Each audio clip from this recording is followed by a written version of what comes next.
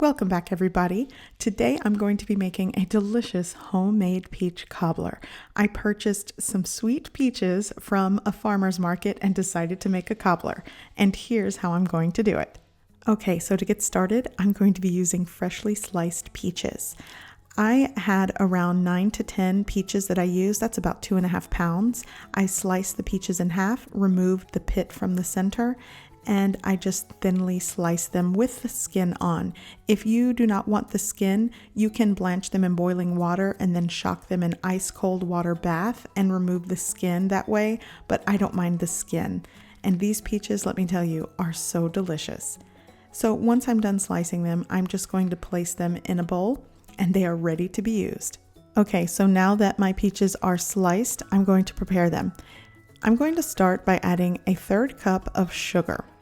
Now, if you want things to be sweeter, maybe add more, but I think a 1/3 cup works with these. These are really sweet. Now I'm going to add a 1/4 teaspoon of salt and a 1/4 teaspoon of ground cinnamon. I'll add 2 teaspoons of vanilla extract, a tablespoon of fresh squeezed lemon juice, a pinch of freshly grated nutmeg. It's not even 1/8 teaspoon that I used here. I'm also going to be adding 1 tablespoon of cornstarch, and now I'm going to combine and mix well.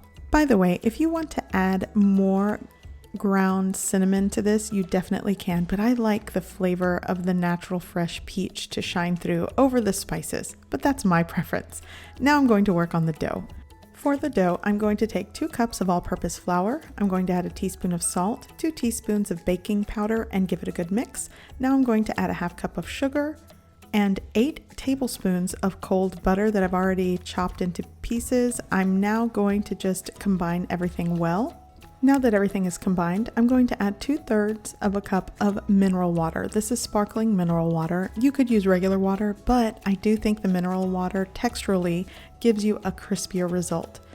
So now I'm just going to combine and mix everything well.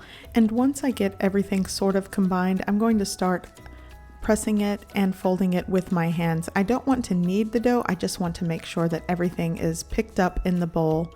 Once my dough forms a ball, I'm ready to assemble. I'm going to be using a buttered 9x13 baking dish, and now I'm going to add all of the peaches that I've dressed, and I will also be adding all of those juices that collected at the bottom of the bowl.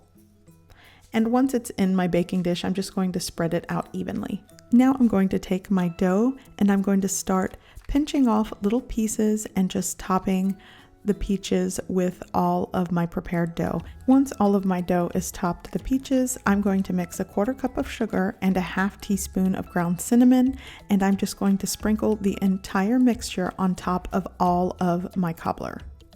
By the way, be sure to check the description below this video for all the ingredients and measurements used.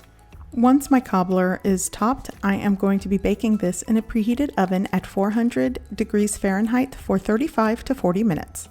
Once my peach cobbler is all baked, I'm going to remove it from the oven and let it set for about 15 minutes. I still want it to be nice and warm, so when I serve it with a scoop of vanilla ice cream, the vanilla ice cream gets all melty and combines with this delicious peach cobbler.